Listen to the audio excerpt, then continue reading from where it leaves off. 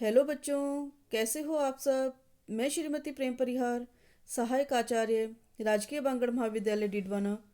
और हम पढ़ रहे हैं उत्पादन फलन यानी उत्पत्ति के नियम, जिसमें आज हम कॉब डगलस उत्पादन फलन के बारे में पढ़ेंगे। और यह topic BCom part first paper second में पढ़ाया जाता है। इस टॉपिक पे कई बार टिप्पणी पूछी जाती है एग्जाम के अंदर, तो ध्यान से इसे पढ़िएगा। चलिए शुरू करते हैं अपन। उत्पादन फलन जानने से पहले हम जान लेते हैं कि उत्पादन फलन कहते किसे हैं। हम सब जानते हैं कि उत्पादन की समस्या अर्थशास्त्र की मूलभूत समस्याओं में से एक है। जिस प्रकार प्रत्येक उपभोक्ता अपने सीमित साधनों से अधिकतम संतुष्टि प्राप्त करना चाहता है, ठीक उसी प्रकार प्रत्येक उत्पादक या व्यवसायी अपने लाभ को अधिकतम करने के लिए कम से कम लागत पर अधिकतम उत्पादन का प्रयास करती है।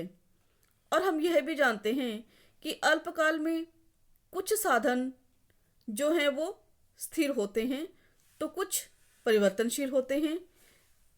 अल्पकाल में कुछ साधनों की मात्रा को स्थिर रखकर अन्य साधनों की मात्रा में परिवर्तन से कुल व सीमांत उत्पादन में वृद्धि या कमी या स्थिर रहने की जो स्थिति उत्पन्न होती है, उसका अध्ययन ही हम उत्पत्ति के नियमों के अंतर्गत करते हैं।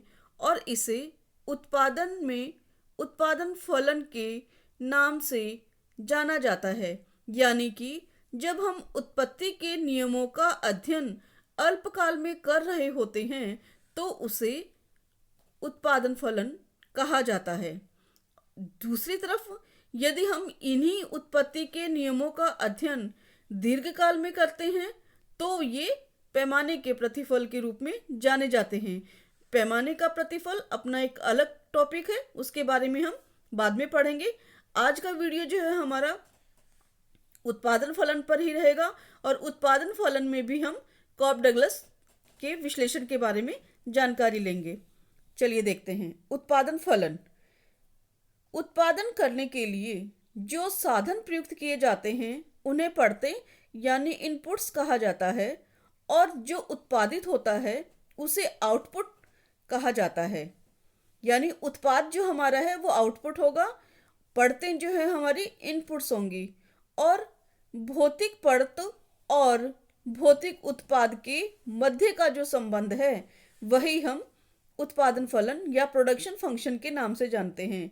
यानी कि प्रोडक्शन फंक्शन जो हमारा इनपुट और आउटपुट का रेशो है, इनपुट और आउटपुट का जो संयोग है हमारा, वही प्रोडक्शन फंक्शन कहलाता है। यदि हम परिभाषा के बारे में बात करें तो वाटसन का कहना है कि उत्पादन फलन पड़तों का वह प्रवाह है जिससे निश्चित समय अवधि में उत्पादन का प्रवाह उत्पन्न होता है। यानी कि उत्पादन फलन उस भौतिक संबंध के लिए प्रयुक्त किया जाता है जो एक फर्म के साधनों की इकाइयों और प्रति इकाई समयानुसार प्राप्त वस्तुओं और सेवाओं की उत्पत्ति के बीच पाया जाता है।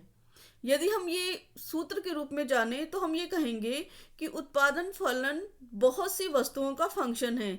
ये वस्तुएं कई प्रकार की हो सकती हैं, और किन किन वस्तुओं का फंक्शन है, किन किन साधनों का फंक्शन है, वो हम जैसे जैसे इस टॉपिक को पढ़ेंगे वैसे वैसे जानते जाएंगे। उत्पादन फलन के प्रवृत्ति के एवं उसके निर्धारक तत्व कि कैसी उसकी प्रवृत्ति होती है और उसके निर्धारक तत्व कौन कौन से होते हैं।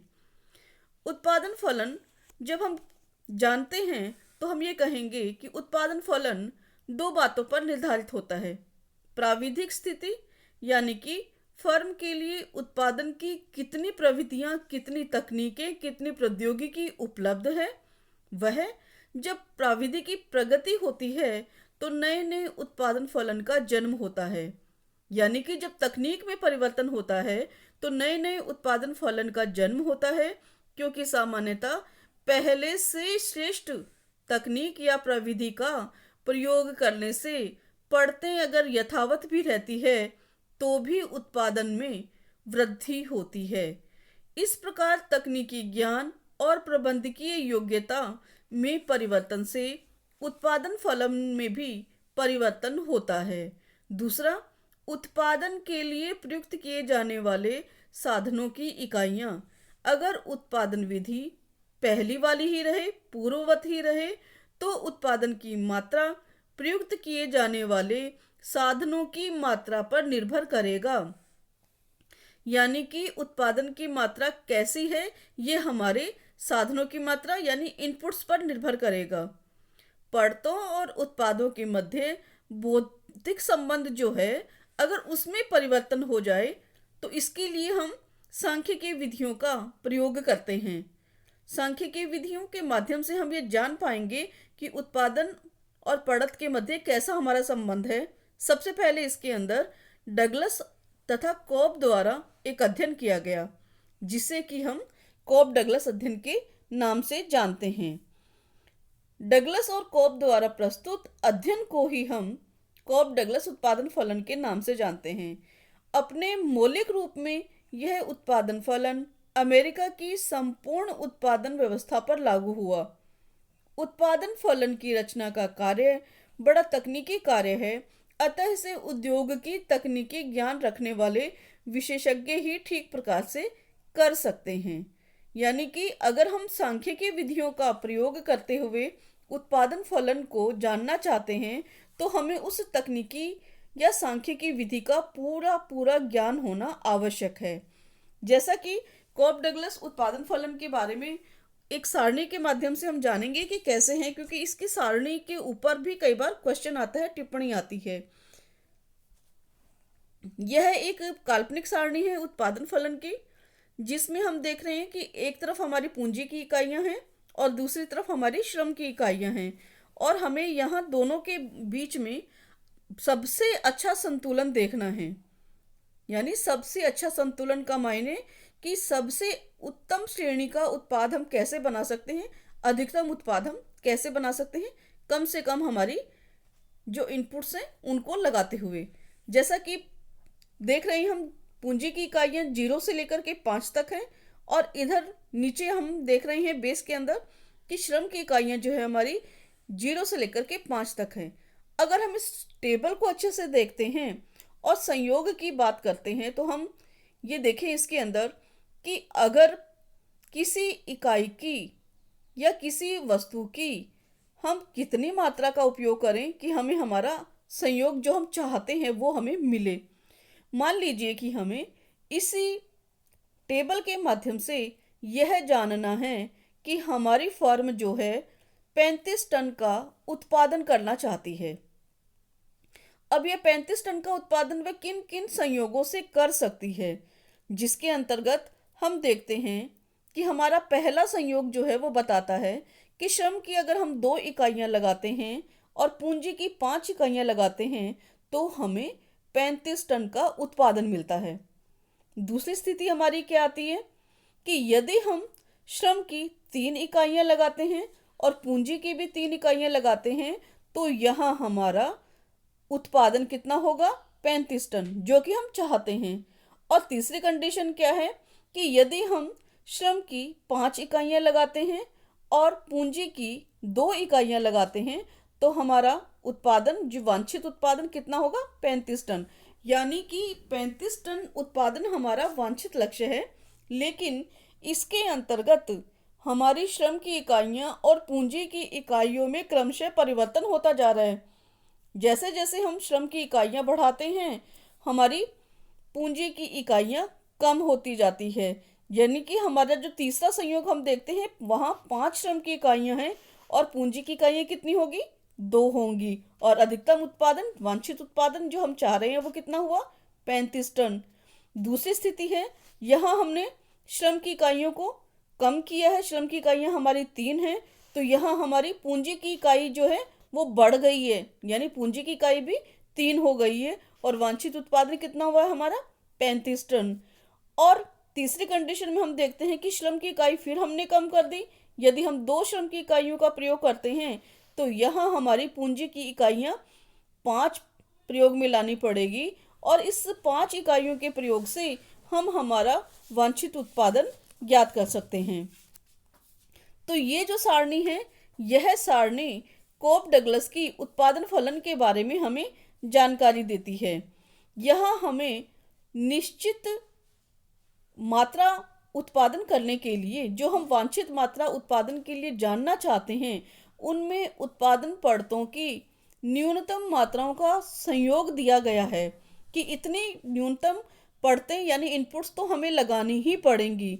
और दूसरा, उत्पादन की अधिकतम मात्रा जो हम निश्चित समय के अंदर निश्चित परतों के माध्यम से प्राप्त करना चाहते हैं, उसके बारे में जानकारी दी गई है।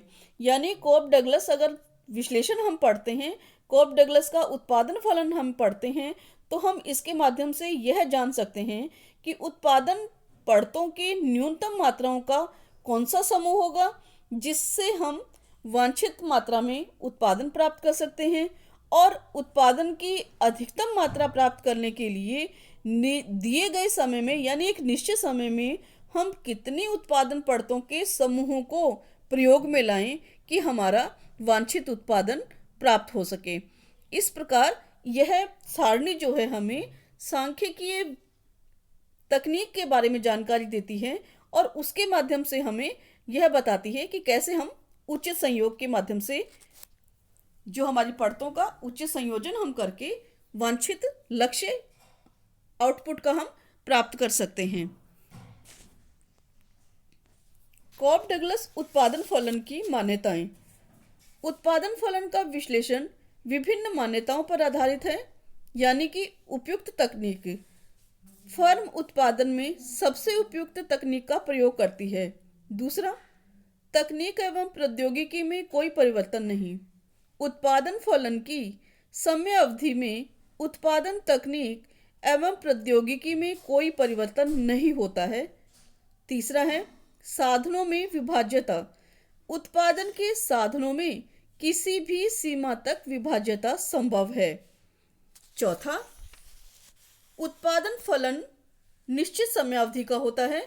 उत्पादन फलन का संबंध किसी निश्चित समयावधि तक ही सीमित होता है। अगला, कुछ साधन स्थिर एवं कुछ परिवर्तनशील। उत्पादन फलन अल्पकाल के अंतर्गत उत्पादन के कुछ साधन स्थिर रहते हैं और कुछ साधन परिवर्तनशील होते हैं, यह मान्यता मान करके चलता है। दीर्घकाल में सभी साधन परिवर्तनशील। दीर्घकाल में उत्पादन फलन के अंतर्गत यह मान्यता निहित होती है कि दीर्घकाल बहुत लंबा समय होता है और इसमें उत्पादन के सभी साधनों में परिवर्तन संभव होता है, अतः उत्पादन साधनों का अनुपात पूर्ववत ही रहता है। उम्मीद है आपको कोप डगलस का यह उत्पादन फलन समझ में आया होगा।